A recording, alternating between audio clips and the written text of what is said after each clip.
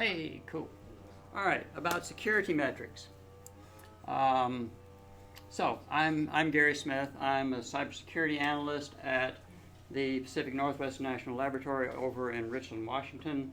I'm in the Molecular Science Computing Department, which is part of the Environmental Molecular Science Laboratory. We do lots of interesting stuff there. We have several supercomputers. I do the cybersecurity for several of the supercomputers there. So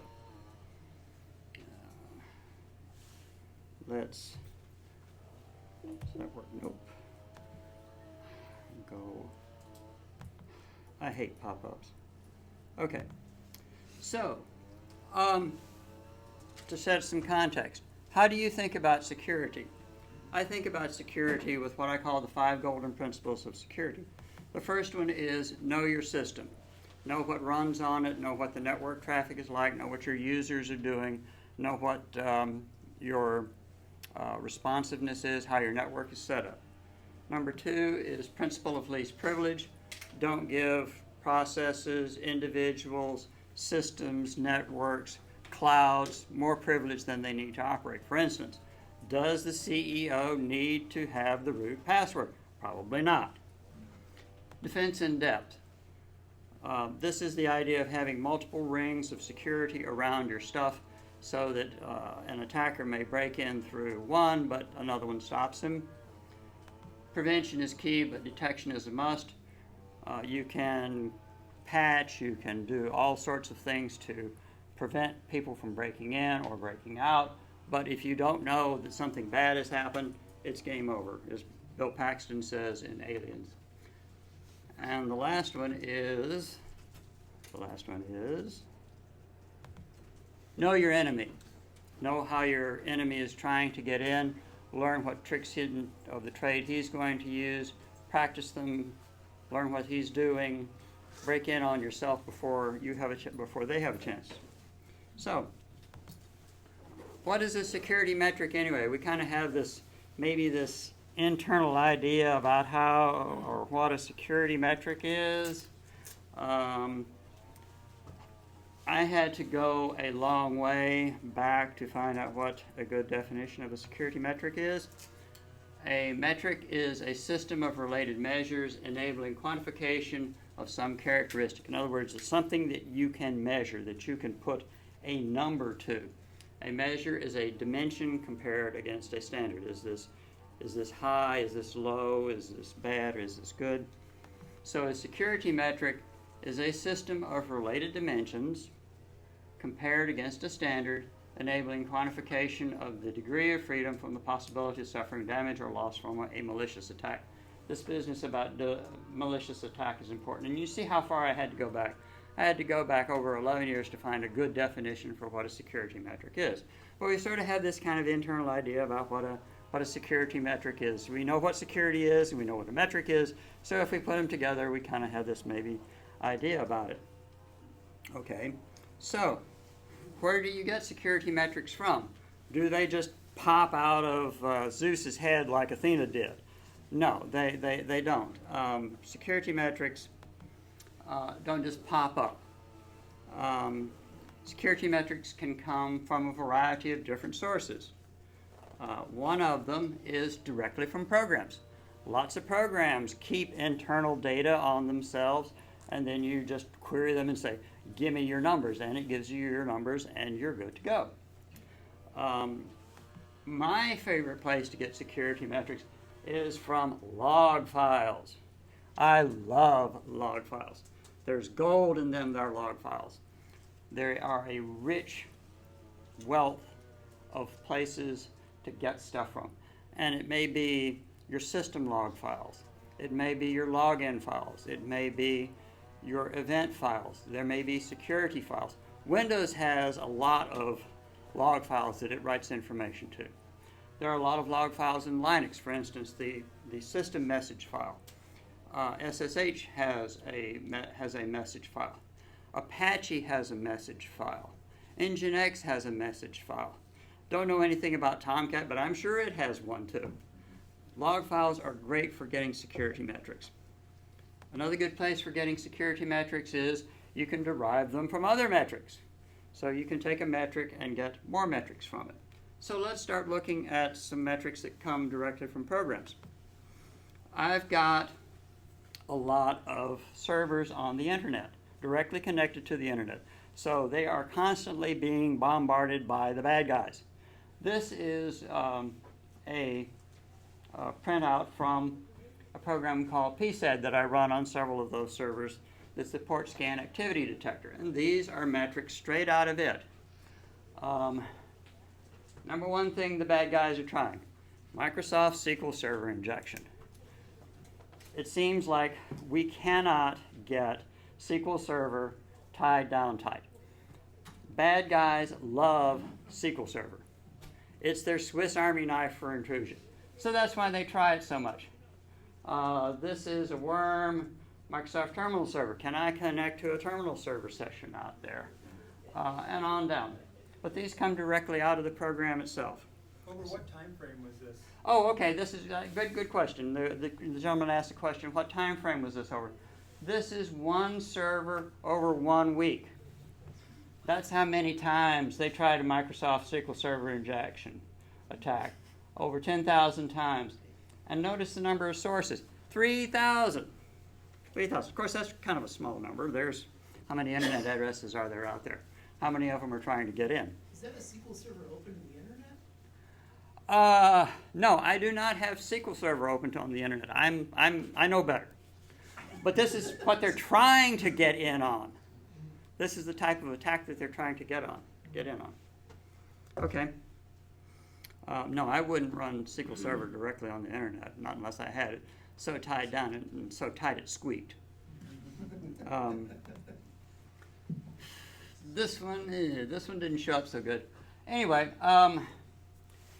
you can get direct numbers right out of IP tables to get, for instance, the number of packets. I'm interested in what's going on.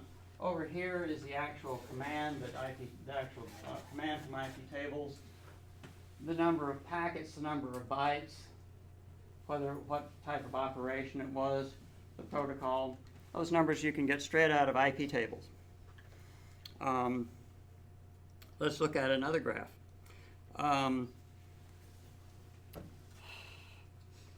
Metrics don't have to be complicated. You don't need differential calculus or impressive physics or set theory or anything like that to get good quality metrics out, security metrics out of something. They can be something just as simple as a count. Here's a graph showing a count of TCP packets dropped, ICMP packets dropped, and UDP packets dropped. Think this might be something interesting right here? Potentially. Could be something interesting. So if we drill down on this a little bit, we can get some more interesting security metrics. We can see which IP address was giving us the most activity. And that's just a bar chart out there from lowest to highest. And this particular IP address, 54.175.125, whatever, 41,000 hits in a very short period of time. That particular IP address. Amazon Web Services. Exactly. Yes. Somebody has bought some services on Amazon Web Services, and they are using that as an attack surface. Cheap. $5. Gets you a couple IP addresses. Start bombarding somebody with it. Okay, if I've got the IP address, I can get another security metric out of that. I can use that to turn that IP address into a geolocation. So that now I can see, where's all of this stuff coming from? It's all coming from the United States, China, Japan, Korea, Taiwan, Brazil, whatever. Okay. From that geolocation information that I've got, I can break it down even further. I can break it down to get a security metric on city. Ashburn, Virginia, AWS. Know that straight away. By the way, when you were in high school or grade school and you were forced to take geography, did you think it was a lame course? Yes. Yeah, you thought it was a lame course, right? I thought so too. It turns out that when you start having servers directly on the internet, you learn a lot about geography that you didn't think you were ever going to use. For instance, anybody know where Seychelles is? Okay, yes. It's an island off of Africa. A couple of weeks ago, I got bombarded by Seychelles. Yeah. Seychelles? Where the hell is that? Oh, okay, that's right. It's an island off of Africa. Yep. So you never know what may end up being useful to you. Okay. Looking at all of that stuff that's coming in from AWS and whatever, we can take the record of those dropped packets and derive more security metrics out of it, and we can start profiling what kind of attack they're doing. So let's look at the destination port that they're trying to receive. 23. 23. What's 23? Anybody? Telnet. Telnet. What they're doing is they're looking for unsecured telnet servers. They're also doing banner scraping, connecting to telnet. What happens? You get a banner back. They scrape the banner off. They can use that possibly for later for spoofing. So this is why they're using telnet. 7547, I don't remember what that one is. 5060, SIP. 5060 is SIP. 1443, Microsoft SQL Server. 22 is, of course, SSH. 3389 is RDP is RDP. 80, we know that one. That's HTTP. 3306, that's MySQL. Don't remember what 1900 is right off. Do you see much on like 4500 and 1194, like people looking for VPNs? I've been seeing a lot of those recently where people just do like a connect, like a half open. Half open connect? Yeah. Sometimes, yes. Okay. Yeah, sometimes I see. The question was about do I see connects for VPN? Yeah, I will see that frequently. I'll also see looking for open connects on RDP. Okay. A lot of connects on it. There's an IP that probably about 2 months ago started popping up in my logs at work and at home. Oh, really? From Iceland. And I Googled, it was single IP, and when I Googled it, it's already been reported in the abuse databases, but it's still every couple of days popping up and trying to hit. I don't run IPsec anymore, but I'll open VPNs. Yeah, I don't see Iceland very often. They've got more important things to do there, but occasionally I will see Iceland. Okay. Sometimes it is better if you're representing a security metric rather than representing it as, say, a line graph or a bar chart or something like that. It is sometimes better to represent it as a pie chart. This is a pie chart representation of that bar chart that I had just a few minutes ago. And just as a practical consideration, let me give you a bit of wisdom here. If you are presenting to CEOs or CISOs or CIOs, the big guys, upper management, if you can we're all geeks and engineers here mostly, right? And we love line drawings, and if we can make a log plot, oh boy, that's really great. Don't do that with management. If you can put something into a pie chart, management will love it. The reason why is because pie charts are like food, and they understand food. They really understand food really well. They can look at this and they can say, oh wow, look at that. That's a huge slice there. Yeah. You understand food really well. Okay. Well, that big spike that we saw, we can get more security metrics by, let's expand our time level out on what we're looking at. So instead of that, just that one compressed spike, we can see that attack was actually 3 separate attacks coming in. And actually, if you look, the profile is sort of the same on all 3 of them. So this is probably some sort of programmatic attack. let's see, what was I going to do here, destination ports. Yeah, well, okay, what I did was I took one of those groups, I expanded it out to look at the destination ports to get a different profile on what they were attacking. Most of those, just random ports that they were trying. We can look at some other interesting data. I've got several servers out there that people will SSH into. And I have a program running on all of them called fail2ban. Fail2ban is a great program. You can set it up so that if someone tries a certain number of times to log in and they can't, their IP address is blocked on SSH for a particular length of time, say an hour or something. So this is a graph of my SSH activity for various systems. And up here on the red bar, we can see when an IP address gets blocked. So that's another interesting metric that we can get out of this, is how effective is our blocking, how much are people trying, and on what systems are they trying to get in on. Okay. Here we have an interesting metric plot where these are the IP addresses that got banned the most times.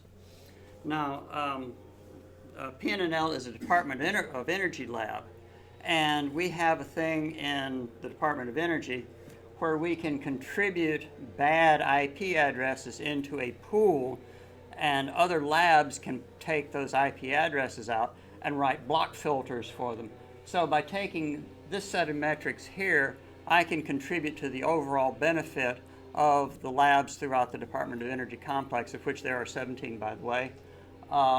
And they can use these IP addresses that I put in as the ones that I have found to be bad into their system and block those, so I can help out other labs that way.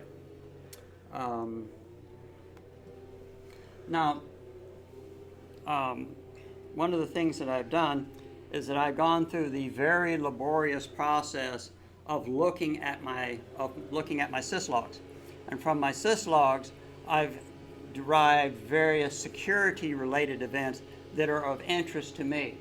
For instance, the number of TCP packets dropped on input, root SSH fails, UDP packets that I've dropped on input. When I've detected a scan, an IP address is unbanned, one's banned, an auto blocked added, if a service has gone critical, service has gone okay, and brute forces, so on and so forth. And I've plot that out, so I can see that which events are of most interest to me from getting security metrics like this. Okay, and let's see. Okay, sort of a prelude to something I'm going to be talking about this afternoon with blacklisting. How effective are my blacklists? Here I have security metrics showing, and the blue down here, how many times I've blocked a bad guy out, and this lighter blue up here shows ones that I didn't block. So I'm doing really pretty good. There's a pie chart showing over here how effective it is. So most of it is I'm blocking them.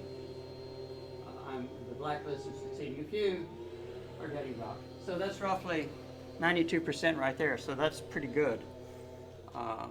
Pretty good blacklisting right there. It is frequently useful to put metrics side by side. So, more pie charts. Here's the number. Here's the IP addresses that are showing up on my blacklist, and here's ones that are not. Ports that are being blacklisted, ports that are not. Now what I can do is I can take this one and I can say, okay, 8080, 1900, 5900, so on and so forth. I can add that back into my blacklisted ports and use those metrics that way. Remember I said that I could take an IP address and turn that into a city and a country? I can also turn that into a latitude and longitude. If I can do a latitude and longitude, I can create a heat map. So here I have two heat maps side by side. This is where that bit on geography comes in handy. Being able to identify something. Here I have the places that I'm blacklisting addresses. Here I have unblacklisted ones. As you can see, I'm getting lots of stuff from Korea, China, Thailand, Russia.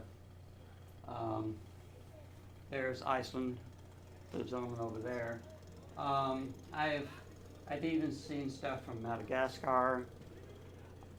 So far, I have never seen an attack come from Antarctica. There are two reasons, I think, why I've never seen Antarctica.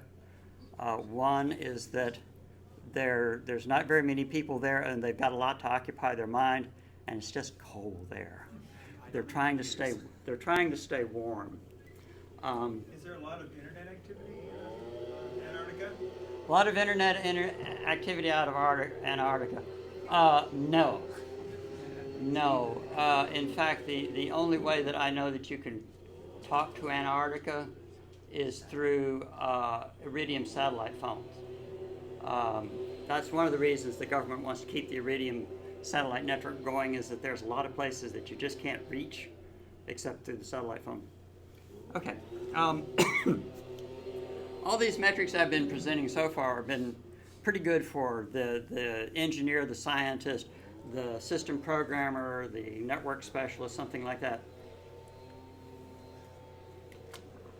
But what would be something that a corporate type would like to see? Well, Nessus is a vulnerability scanner that I use, and here's a very long plot starting quite a number of years ago that shows the number of Nessus vulnerabilities over time. And management likes seeing something like this. This is just the high and the medium and the high vulnerabilities, the count of them over time.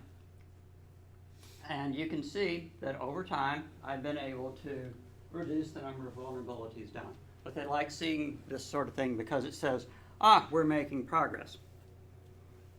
Now remember, I had a slide earlier, I think I skipped it, that had the most common usernames that people were trying to get in on using for brute forcing SSH. Well, we can extract those out of the syslog really easy, just awk, sed, perl, whatever. And then let's feed that into a word cloud generator. And we get something like this. Ooh. Yeah, now the reason this is really good, because if you just do the top 10 or the top 20 usernames that they're using, you'll miss some. But putting this into a word cloud shows all of them relative. Well, obviously, they're trying real hard with Oracle. Oracle's their favorite one. Test, Jack, Alex, Sales, Test 1. But there's also some other interesting ones that are popping up, like Eggbreaker 2. Okay. MySQL, Keep Run, Syslog, Sysop, Testing, Guest. That one doesn't show up to it. MyWine, don't really understand that one.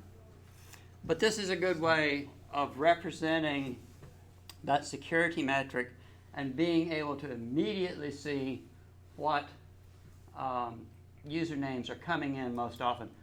This one's kind of interesting. This one tells me something right here. That's the hacker spelling for Nessus. Nessus uses that in part of its process of doing a vulnerability scan. So this system this came from was someone's trying a vulnerability scan on it.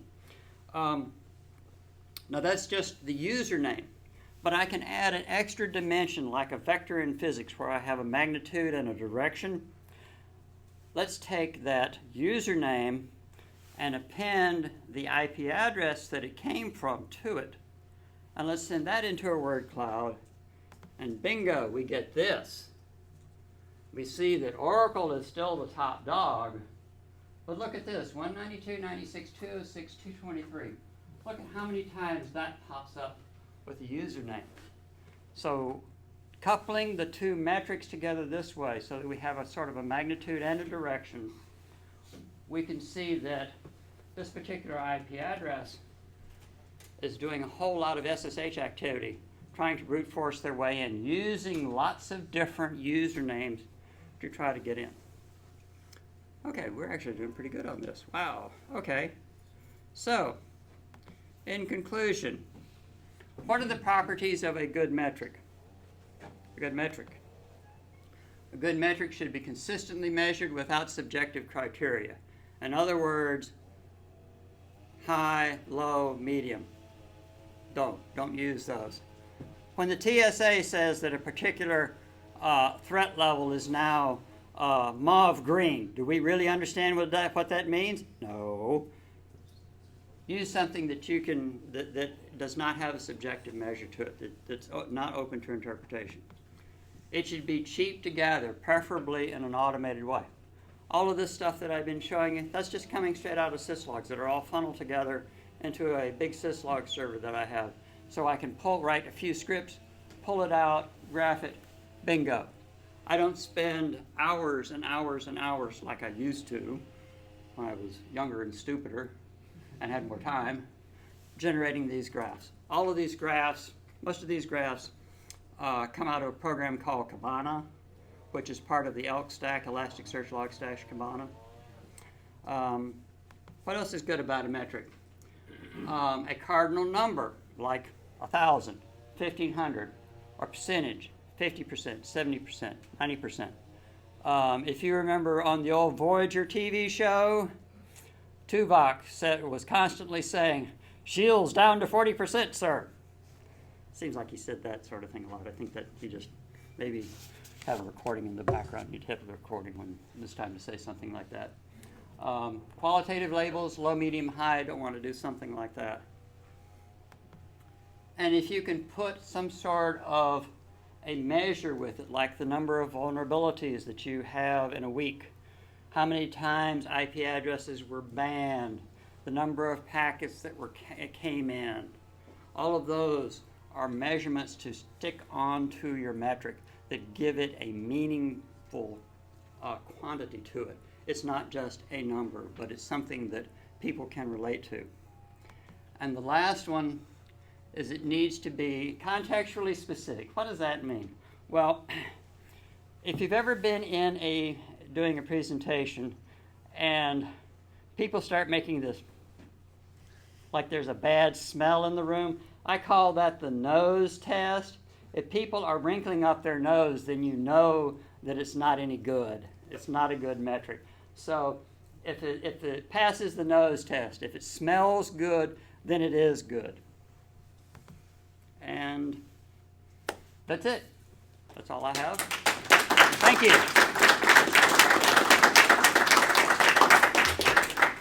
Questions, anyone? Yes, sir. When you see that, let's say that 54 dot address from AWS that's hitting your infrastructure quite a lot, do you report it to AWS or is there some central, what do you do with it as far as trying to have whoever manages that server mitigate? Okay. The question was, what do I see when I see something, when I see somebody, just a rabid, totally rabid IP address coming in from out there? There's a couple of things that I can do. One is that I can put it into the database that all the Department of Energy labs participate in and say that this is a bad address and just block it.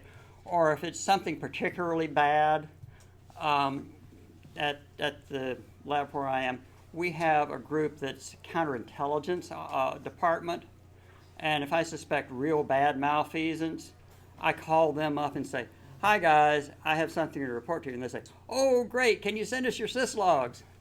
So counterintelligence office like that. Yes, sir. Yeah, kind of to go along with that, if you're just kind of wanting to be like a good netizen, just kind of want to help other people out too. What I typically do is, I'll see something like that, I'll do a who is on the IP address, and that'll tell you who owns the block, and then what is it, Aaron or whoever it is that maintains those databases, every assigned block has an abuse address listed there. Yeah. So, you just email them. Now, your results may vary, right? Yeah. If you get some, little, ring-dink ISP in China, are they gonna do anything about it? Who knows? If you get Amazon, they're likely to, take action. You're right, right. What do you provide them to increase the chance that they'll act on your? Usually a syslog. Usually your syslogs, or if you can, or one of these graphs that shows, something that shows them. something that shows that, evidence, a snippet of your syslogs, a graph like this, that works really well. Something that'll let them Let correlate. them know, because that graph in your syslogs, that gives them a time range, and they can say, well, okay, who had this block of that particular address at this particular time range? Oh, Joe Smurd in Bartlesville, Oklahoma had this particular address, and well, we're not gonna take any business from him anymore. He's obviously a bad guy. If you use Fail2Ban, there's a plugin you can get from the website blocklist.de. Yeah. And Fail2Ban will automatically scrape the whois address for that IP, and then use a mail template to send to the abuse email of Yeah. that IP, and it'll automatically report it in real time. Yeah, as a matter of fact, I use that particular blacklist in my blacklisting stuff. Yeah. Fail2Ban's a great program, and it's free, it's open source. It not only does SSH, it does FTP, mail, most any TCP protocol has got stuff built into it, and they're constantly working on it. That's FAIL, the number 2 ban, BAN. This gentleman over here mentioned whois. If you want to go to a website to find that kind of information out about who owns an IP address and who the abuse coordinator is, the site domaintools.com, I use that regularly for finding this kind of information out, like what's their CIDR block address if they're being really abusive and they're doing this from a whole bunch of IP addresses, and I want to know what CIDR block to block, I can get that from domaintools.com. Highly recommend them. Another place that another IP address, another website that I recommend for finding out information about a particular IP address is called ip-tracker.com. No, .org, I'm sorry. This will tell you where that IP is located, which is very helpful. It'll also tell you the name servers and something about it, and even show you a geolocation on a little map. But that's very helpful, because sometimes you get in an IP address and you say, well, I have no idea what this is. But over a while, you learn where certain IP addresses are just coming from. But iptracker.org is really good for finding out where a particular IP address is located. The gentleman in the back had a question? No? Yeah. One more question. Ken, thanks for stepping in at the last minute to do this talk. What kind of real-time monitoring solution do you use in addition to gaining metrics? Okay. I've got approximately 1,500 systems generating syslogs. That all goes to a centralized syslog server. It's a pretty beefy machine. For gathering all that syslog stuff in, I use syslog-ng. Syslog-ng is a really industrial strength syslog server. It is just phenomenal what you can do with it. I do some filtering on it, but then that goes into a file. Then syslog, that's syslog-ng, then directs that stream of syslog data to my elk stack, Elasticsearch, Logstash, and Kibana. It sends it to Logstash, which does parsing, looking at the file, looking at the stream, and does a lot of enrichment on the stuff that's coming in from all of these syslogs. For instance, that metric graph I had where I was showing different events, security events, that was all an enhancement done by programming that I had done on Logstash. Logstash sends that into Elasticsearch, which is an indexing the indexing and retrieval engine. That indexes it and stores it away.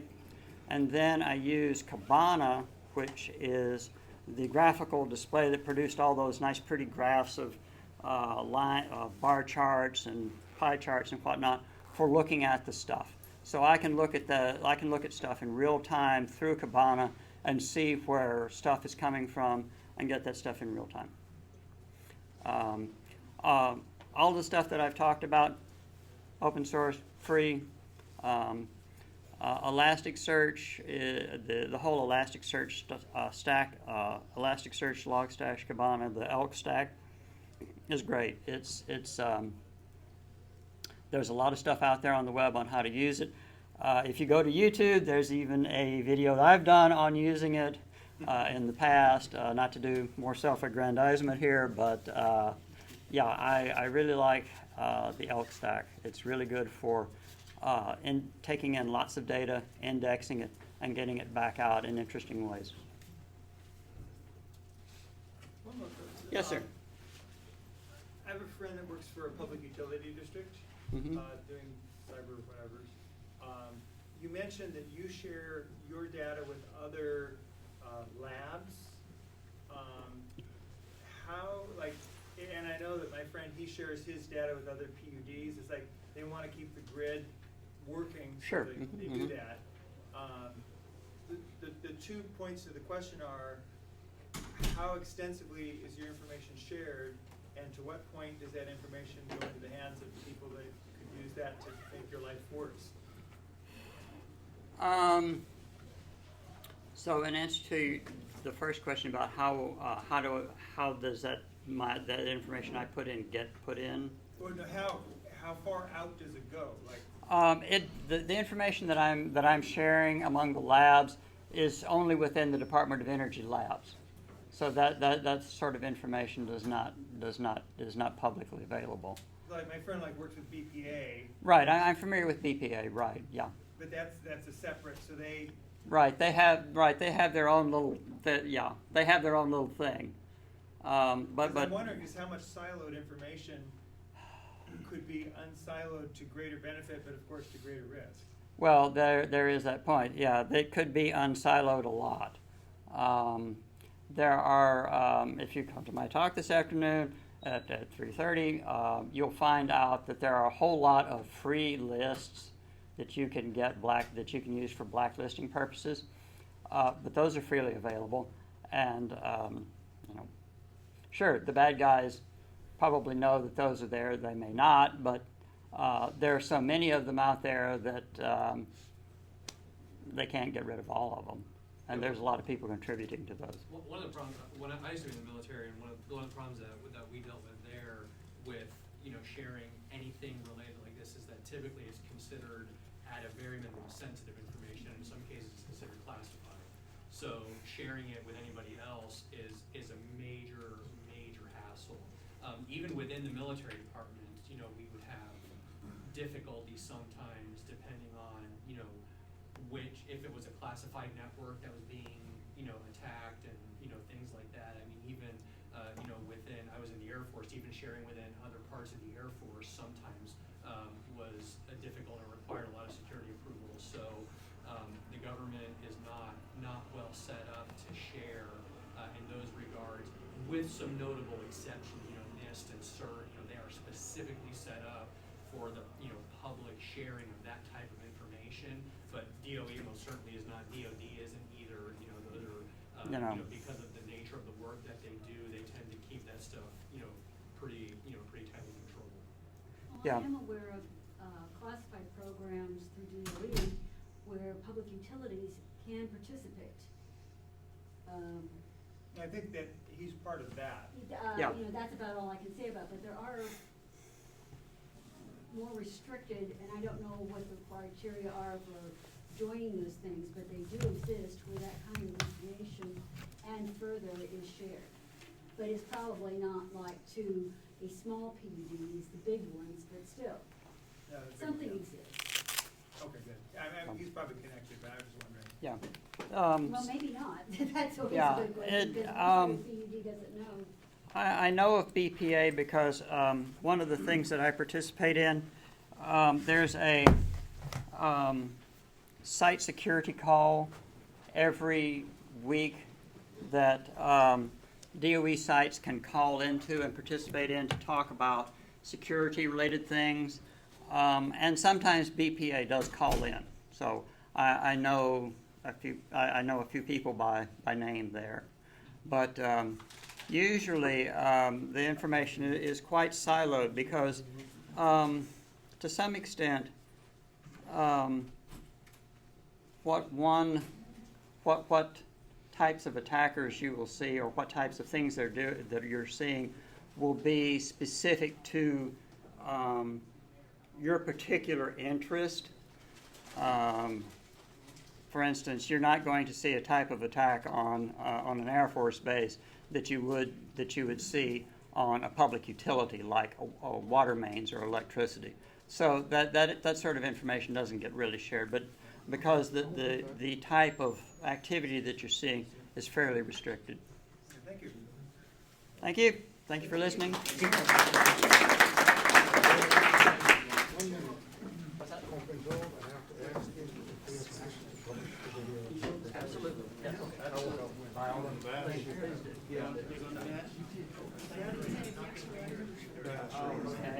Well, it's probably going to be recorded, so yeah. I think I saw this guy's back. Was this recorded to them? That's the audio. Where's that at? Over here. Is it that way?